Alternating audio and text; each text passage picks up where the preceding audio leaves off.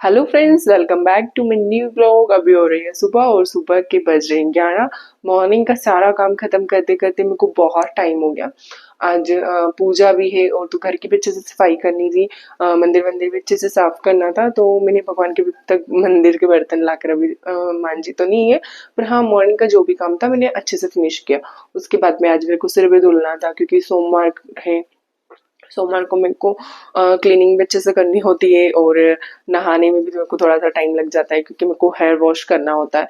और मैंने आज पहनी है साड़ी, ये मेरी साड़ी मेरी शादी के टाइम की साड़ी है। 13 साल पुरानी साड़ी। तो कैसी लग रही है मुझे कमेंट करके बताना। मेरी मतलब बहुत ही पसंदीदा साड़ी है। इसका जो बॉर्डर है ये मुझे बहुत ही ज्यादा पसंद है। इट्स टू कंफर्टेबल, इतना सॉफ्ट है ना। तो हेवी साड़ी दिखने के बाद में भी इतना हैवी मुझे नहीं लगता है। तो आपको ये साड़ी कैसी लगी एंड मेरा लुक कैसा लगा? लुक में तो मैं सेम ही लुक रखती हूँ, चाहे सूट पहनूं या फिर जींस टॉप पहनूं या फिर कुछ भी पहन लूँ, मैं सेम ही लुक रखती हूँ। कभी अपना हेयर स्टाइल तो मैं चेंज नहीं करती क्योंकि मैं इसके अलावा किसी और हेयर स्टाइल में कंफर्ट नहीं रहती हूँ। लाइव में मेरे से किसी ने पूछा भी था, मैम आप हमेशा एक हेयर स्टाइल कैरी करते हो, अब चेंज क्यों नहीं करते हो? क्योंकि मुझे पसंद ही नहीं है। मुझे ऐसा लगता है मुझ पे और कोई हेयर स्टाइल अच्छा लगेगा ही नहीं। तो मैं पहले पूजा की तैयारी कर लेती हूँ क्योंकि पूजा की तैयारी करना है। और मुझे बनाना है चूरमा। जैसे कि मैं हर सोमवार आपको बताती हूँ मैं चूरमा बनाती हूँ। भोलेनाथ को उसी का भोग लगाती हूँ, फिर वही भोग ही मुझे खाना होता है। उसके अलावा मैं कुछ नहीं खाती हूँ। तो करते हैं पूजा की तैयारियां।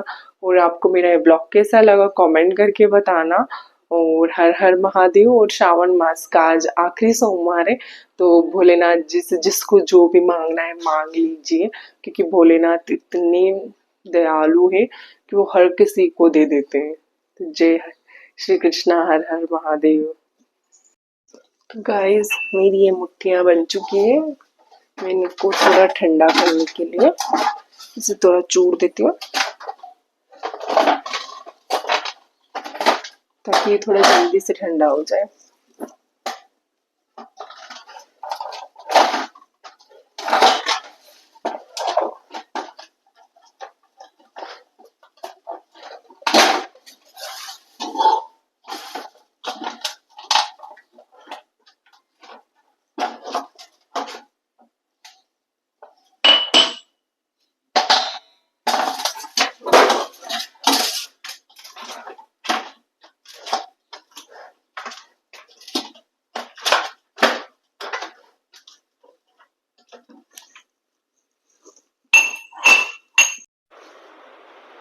तो गाइस, मेरी मुट्ठियां तो अच्छे से बन चुकी थी। अब मुझे मिक्सी में मुट्ठियां चूरमे के लिए और शक्कर पीसना था, जिसमें मैंने एक इलायची भी डाली हुई है।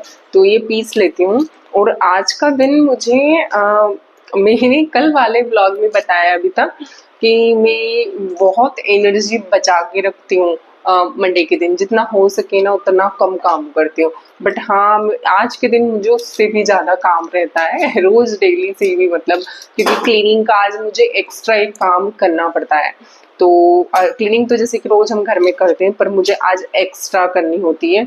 तो वो भी मैंने सब खत्म किया काम। और आज पता नहीं मुझ में एक अलग सा एक जो मैं शाम को ही वॉइस ओवर कर रही हूँ। जैसे कि ये वाला उपास मेरा निर्जला रहता है, मैं चूरमे का भोग का जो प्रसाद बनता है उसका ही प्रसाद लेती हूँ। बाकी बच्चों में मेरा बेटा बांट कर आ जाता है या फिर मैं किसी और को दे देती हूँ। सारा प्रसाद में बंटवा देती हूँ, उसका एक भाग ही मैं लेकर खाती हूँ। पर मुझ में ये एनर्जी शाम की कुछ 11 बज रही है और मैं वॉइस ओवर कर रही हूँ, तो मुझ में अभी भी वो एनर्जी बाकी है। वरना मुझे ऐसे कभी बोल दो ना कि तुम डाइट कर लो, तो मैं बिल्कुल डाइट नहीं कर सकती हूँ, बिल्कुल भी नहीं।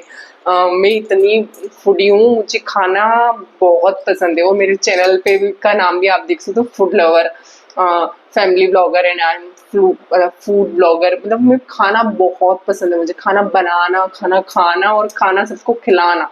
आई लव फूड, मतलब बहुत ही पसंद है। पर आज मुझ में वो एनर्जी, वो ताकत आ जाती है, महादेव दे देते हैं। और ये उपवास जैसे कि मैं पहले बचपन में भी किया करती थी, मेरे पापा को देखकर मुझे कुछ चीज़ों का सीखना बहुत मिला है। मतलब मैं जब 5th क्लास में थी, जब पापा नवरात्रि का उपवास करते थे तो मैं भी पापा के साथ साथ करती थी। जब तो जैसा पापा करते थे मैं वैसा वाला करती थी, कॉपी करती थी उनको। पर धीरे धीरे मतलब हम हमारे बड़ों से ही सीखते हैं। तो मैंने भी मेरे बड़ों से, मेरे पापा से ही सीखा। और हमारे घर में तो जैसे कि मेरा सरनेम आप देख सकते हो, पटेल। और एक मैं गांव से बिलोंग करती हूँ, तो पटेल की छोरियां होनो और पटेल के घर के रिचुअल्स इट्स काफ़ी डिफ़िकल्ट रहते हैं। और डिफ़िकल्ट मतलब बहुत ही स्ट्रिक्ट रहते हैं। तो वैसे ही मेरे घर पे भी थे, तो मैंने भी मेरे पापा से, मम्मी से, सब लोगों से बहुत कुछ सीखा। और मैं अपनी लाइफ में भी सारी चीज़ें उतारने की कोशिश करती हूँ जिससे मेरा बेटा मुझे फॉलो कर सके और उसे भी वो सब चीज़ें मिल सके। तो कुछ चीज़ें मैं अपनी लाइफ में अपने बड़ों से सीखी हूँ। तो हमें भी मतलब लाइफ में टाइम सच में किसी के पास नहीं होता है। एक हाउसवाइफ जो सिर्फ घर का काम करती है, मतलब सिर्फ घर का काम करना सिर्फ नहीं होता है, बहुत होता है। बट वो घर का काम करती है ना, तो अपने लिए आधा घंटा नहीं निकाल पाती। कहना बहुत ईजी है कि आप आपके लिए आधा घंटा नहीं निकाल पाते हो, तो आपकी लाइफ व्यर्थ है, वेस्ट है।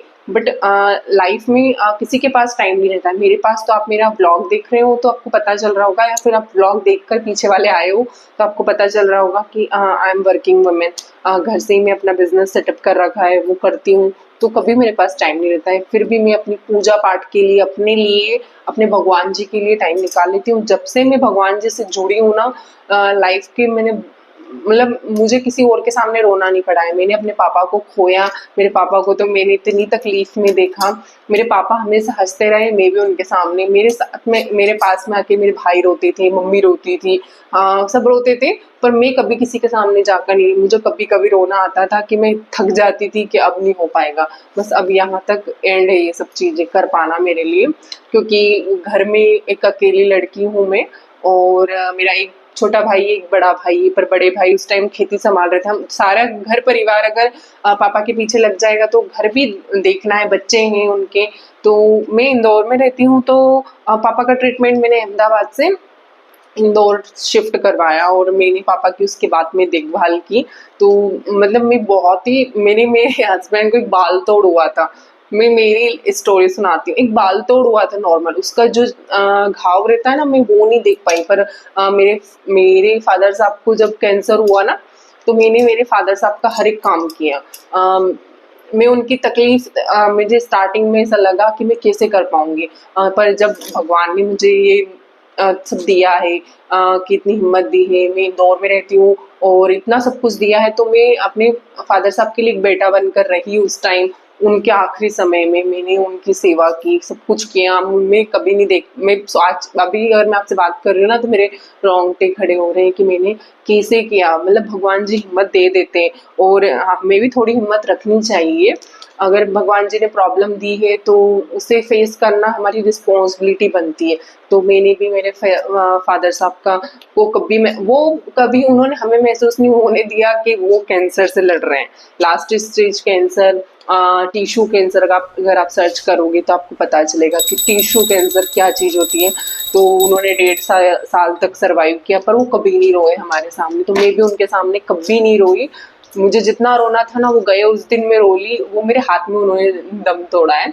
तो मैं तो, मेरी रूह तक मतलब मेरे फादर साहब से जुड़ी हुई है। तो उनको याद करना, वो ऐसे इंसान थे ना, वो कैंसर जैसी बीमारी से लड़े।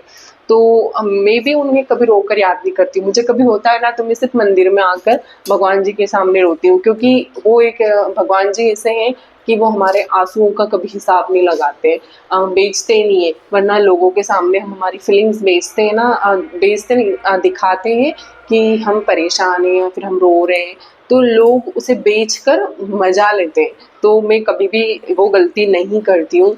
मैं हमेशा भोलेनाथ पर और प्रेमानंद जी महाराज के तो मैं की बहुत बड़ी फैन हूँ, बोल सकते हैं, भक्त हूँ। ये हमारी लैंग्वेज में आज यूथ में हम लोग बोलते हैं फैन है। मैं उनकी बहुत बड़ी भक्त हूँ, उनके कहे हुए मार्ग पर चलती भी हूँ मुझसे जितना हो सके। वो ये नहीं कह रहे हैं कि आप 100% दीजिए आपका, आप अगर आपकी लाइफ का 1% भी दे रहे हो ना, वो कह रहे हैं उनकी बात अगर आप 1% भी मान रहे हो ना, तो आपकी लाइफ इट्स कम्प्लीटली चेंज। तो ट्राई कीजिए मेरे इस व्लॉग से। अगर आपको लगता है ना तो आप बिल्कुल आपकी लाइफ का 5 मिनट राधा नाम जप या फिर हर हर महादेव का ओम नमः शिवाय का जप कर सकते हैं ना, तो प्लीज़ कीजिए। लाइफ बिल्कुल कंप्लीट चेंज हो जाती है। और इतना तो कहना मेरा बनता है कि आप बिल्कुल भगवान जी पे भरोसा कीजिए। हमारे कर्मों के फल हैं कि हमें ये सब देखने को मिलता है कि हमारी लाइफ में आप अकेले दुखी नहीं हो, मैं अकेली दुखी नहीं हूँ। लाइफ में बहुत से लोग बहुत सी बीमारियों से लड़ रहे हैं, बहुत कुछ झेल रहे हैं। कितने लोगों को तो कितनी परेशानियों का सामना करना पड़ता है। हमें तो फिर भी मतलब हमारे साथ तो इतना परिवार रहता है, ये सब रहता है। किसी-किसी के साथ तो कोई कुछ भी नहीं रहता है, फिर भी सारी परेशानियाँ फेस करते हैं। तो मैंने मेरी परेशानियाँ भगवान जी के सामने रखी, उन्होंने मुझे हिम्मत दी। और जो मेरे कभी भी मतलब सोच भी नहीं सकती कि मैं ऐसी हिम्मत शायद लाइफ में दिखा पाऊँगी, जो मैंने दिखाई है। और मैं यही प्रार्थना करती हूँ भोलेनाथ से कि आप सब लोगों को भी खुश रखे भोलेनाथ, और आपकी भी जितनी परेशानियां हो आप तो अगर ये लास्ट सोमवार को उपवास भी कर पा रहे हैं ना, तो आप बहुत लकी हैं और आपको करना चाहिए। मेरे घर में मैं करती हूँ, मैं पूजा पाठ करती हूँ, ये सब चीज़ें, इससे थोड़ी वाइब घर में अच्छी बनी रहती है और कुछ मन को शांति मिलती। कुछ तो समय हम बिल्कुल सांस लेकर बैठ पाते हैं, वरना इतनी हबर हबर और मतलब घाई घाई हर चीज़ में घाई घाई, ये करना है फटाफट, वो करना है, ये लगा रहता है। ये मेरा सबसे ये 1 घंटा है, मतलब 1 घंटा बर्तन साफ करना, भगवान जी के मंदिर की सफाई करना, ये सब करके मुझे 1 घंटा लग जाता है। ये 1 घंटा जब मैं देती हूँ ना, उसके बाद में जो मेरा माइंड रिलैक्स होता है मैं बता नहीं सकती हूँ। बहुत ही मतलब एक शांति सुकून मिलता है मुझे।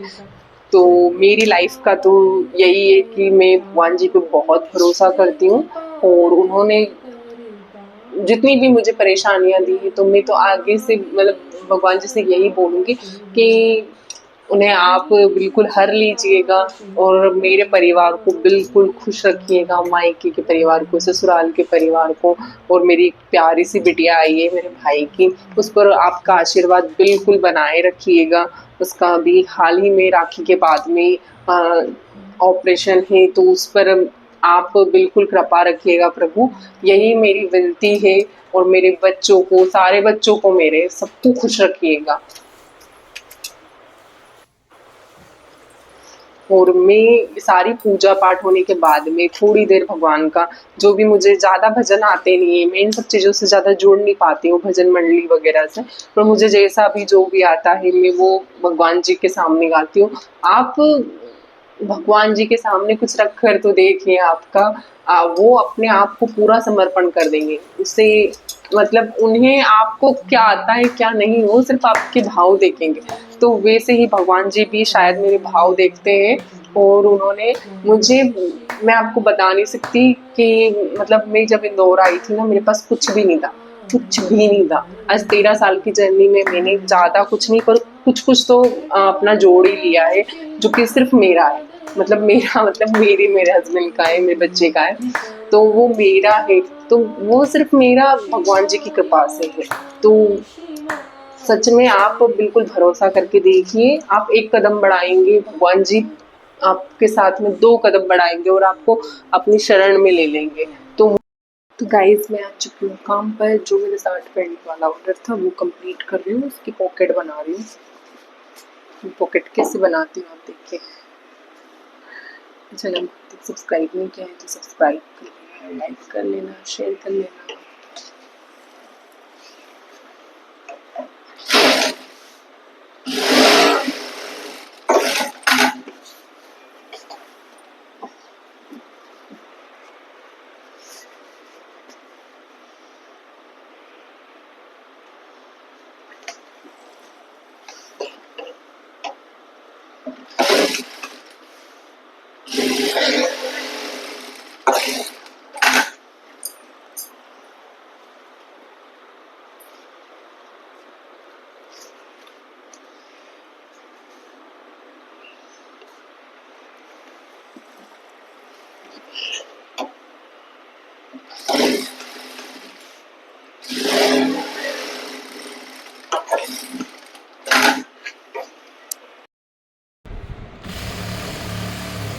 मेरी पूजा होने के बाद में मैं आ गई थी मशीन पर। मैंने अपना जो रूटीन का जो काम मैं करती हूँ, मैं लाइव भी आई थी बहुत सालों पे, बहुत सारे लोगों से मैंने बात भी की थी वही फुल एनर्जी के साथ में। मेरी एनर्जी कहीं जाकर ख़त्म नहीं हुई थी। तो मैंने आज भी वैसे ही लेट बैठी मशीन पर, क्योंकि आज काफ़ी लेट हो गया था पूजा पाठ और ये सब करते हुए, क्योंकि आज थोड़ा ज़्यादा एक्स्ट्रा टाइम मुझे लग जाता है भोलेनाथ का अभिषेक करना ये सब। तो थोड़ा एक्स्ट्रा टाइम मुझे और डेफ़िनेटली मैंने साड़ी पहनी तो आधा पौन घंटा तो मुझे यही सब करने में लग गया और मैं बहुत लेट हो गई। पर मैं पहुँची, उसके बाद में मैंने कुछ 4 साढ़े 4 तक की सिलाई की। उसके बाद में घर के थोड़े काम निपटाए, डिनर की तैयारी की, ये सब काम किया। और आज का दिन मेरा बहुत अच्छा रहा। तो आपको व्लॉग पसंद आया हो तो लाइक, शेयर एंड सब्सक्राइब।